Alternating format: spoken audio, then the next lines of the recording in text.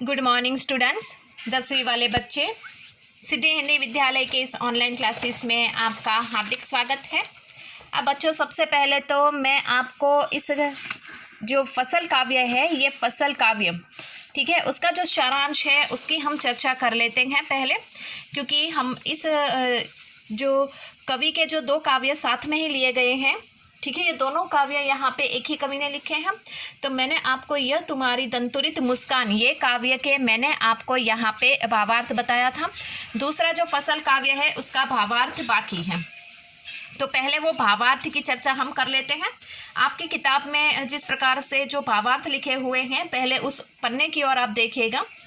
फसल शब्द सुनते ही खेतों में लहलहाती फसल आंखों के सामने आ जाती है, परंतु फसल है क्या और उसे पैदा करने में किन किन तत्वों का योगदान होता है, इसे बताया है कवि ने अपनी कविता फसल में। कविता यह भी रेखांकित करती है कि प्रकृति और मनुष्य के सहयोग से ही सृजन संभव है। बोलचाल की भाषा की गति और लय की कविता को प्रभावशाली बनाती है। कहना न होगा कि यह कविता हमें उपभोक्ता संस्कृति के दौर में कृषि संस्कृति के निकट ले जाती है। बिल्कुल सही बात बच्चों यहाँ पे कवि ने हमें बताई है। कवि कहना चाहते हैं कि ये जो फसल कविता है, ये फसल कविता के माध्यम से, जैसे ही ये फसल हम बोलते हैं और आंखें बंद करते हैं, हमारी नज़रों के आगे पूरा खेत फसल से कैसे हवाओं में वो फसल लहलहाती है, यहाँ वहाँ झूमने लगती है, वो दिखाई देता है। इतना ही नहीं, इसके साथ साथ यहाँ पे जो कवि है, कवि ने हमें प्रकृति और मनुष्य के बीच का सहयोग बताया है। किस प्रकार से मनुष्य होता है, वो फसल को लेकर कितना खुश होता है, वो कितनी मेहनत करता है, उससे कितना फसल से उसको लगाव होता है, और ये जो प्रकृति होती है, वो प्रकृति भी मनुष्य को किस तरह से साथ देती है, उसका सहयोग करती है। तो इस तरह से प्रकृति और मनुष्य का जो सहयोग है वो किस तरह से संभव हो पाया है, वो इस कविता के माध्यम से हम जान सकते हैं। कविता की जो भाषा है वो बिल्कुल सीधी सरल भाषा है, एक लय के साथ बंधी हुई भाषा है, जो प्रभावशाली भाषा है। और कवि ने अंत में बहुत अच्छी बात बताई है कि कहना न होगा कि उपभोक्ता की संस्कृति, हम जो जिस अभी 21वीं सदी में जी रहे हैं बच्चों, ये वास्तविक है। तो 21वीं सदी में जीने के साथ साथ उपभोक्तावादी हम बन गए हैं, क्योंकि हमें तो बहुत सारी उत्पादक वस्तु को जिस प्रकार से हम करते रहते हैं, वस्तु को लाकर किस प्रकार से बिंदास हम आराम से उसका इस्तेमाल करते हैं, ऐसे युग में भी हम कृषि संस्कृति को इतना महत्व देते हैं, उसको साथ सहयोग करते हैं। ये बहुत ही मतलब आकर्षक बात है, बहुत ही खुशी वाली बात है। कृषि संस्कृति के निकट हम जा रहे हैं, ये बहुत अच्छी बात है, क्योंकि हमको पता है कि कृषि अर्थात फसल जो है वही हमारा जीवन है। फसल के बगैर हमारा कुछ नहीं है।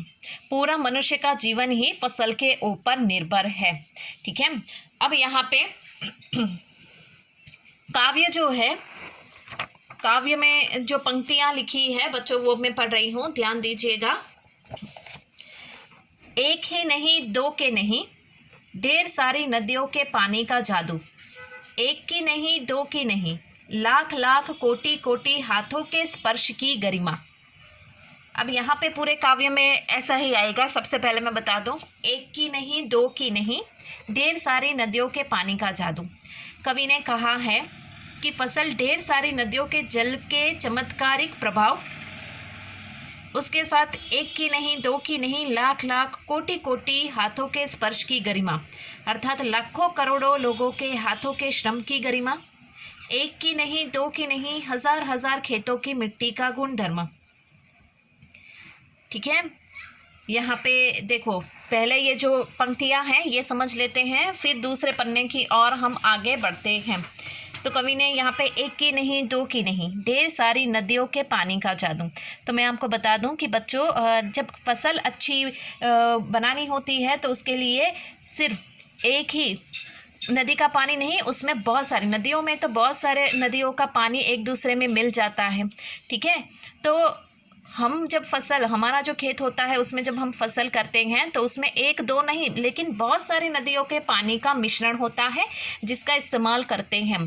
तो हमारे खेतों में एक नहीं दो नहीं लेकिन बहुत सारे नदियों के पानी का यहाँ पे उपयोग हम करते हैं चमत्कारिक प्रभाव से। एक की नहीं, दो की नहीं, लाख लाख कोटि कोटि हाथों के स्पर्श की गरिमा। मतलब एक नहीं दो नहीं लेकिन यहाँ पे कितने सारे लाखों करोड़ों हाथों का स्पर्श फसल को होता है, तब जाकर वो तैयार होती है। फसल कब तैयार होती है बच्चों? एक दो नहीं लेकिन बहुत सारे नदियों के चमत्कारिक प्रभाव से, अर्थात उसके पानी से। फसल कब यहाँ पे होती है बच्चों? जब लाखों हाथों करोड़ों हाथों जब उस फसल को लगते हैं तब वो फसल तैयार होती है। ऐसे ही नहीं कि सिर्फ आंख बंद कर ली और फसल के लिए आपके पास भी, आप गांव में जाते होगे, आपके खेत होगे तो आपको पता होगा कि आपके बुजुर्ग वहाँ पे कितनी मेहनत करते हैं। ठीक है, एक दो इंसान के हाथ नहीं, उस फसल को कितने सारे लोग उसमें तनतोड़ मेहनत करते हैं, तब जाके वो फसल जो होती है वो खड़ी होती है। समझ में आया? उसके बाद वापस वही लाइन है, एक की नहीं, यहाँ पे वापस उसी प्रकार से देखो, दो की नहीं, हजार हजार खेतों की मिट्टी का गुणधर्म। तो कवि क्या कहना चाहते हैं? बिल्कुल उसी प्रकार से यहाँ पे एक दो नहीं लेकिन यहाँ पे हजारों हजार खेतों की मिट्टी का गुणधर्म है।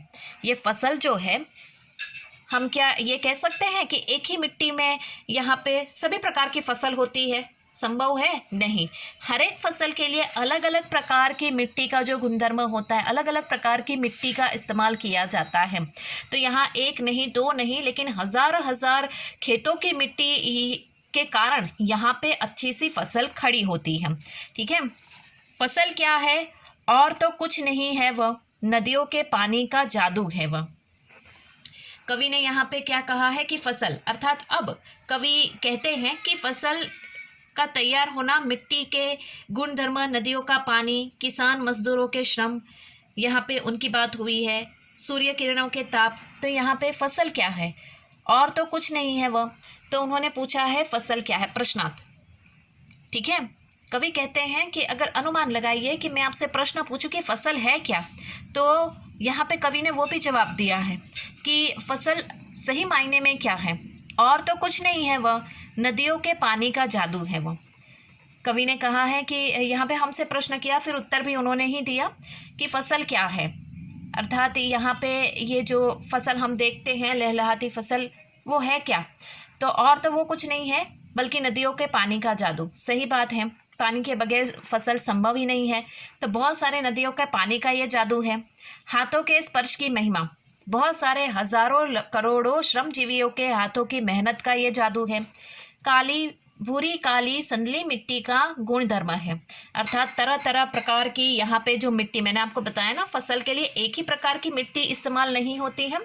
अच्छी फसल करने के लिए और अलग अलग प्रकार की फसल करने के लिए अलग अलग मिट्टी का इस्तेमाल होता है। तो यहाँ पे ये मिट्टी जो है वो ढेर सारी अलग अलग प्रकार की मिट्टी की महिमा भी है, उसका गुणधर्म है। यहाँ पे रूपांतर है सूर्य की किरण का, अर्थात इसमें अच्छी फसल के लिए ये सूरज की किरणें भी बहुत ज़रूरी होती हैं। सिमटा हुआ संकोच है वह हवा की थिरकन का, अर्थात कवि यहाँ पे बताते हैं कि ये जो पूरा समुच्चय है, ये पूरा समुच्चय सूर्य प्रकाश की ऊर्जा तथा हवा की वनस्पति द्वारा एक विशेष रूपांतर है फसल।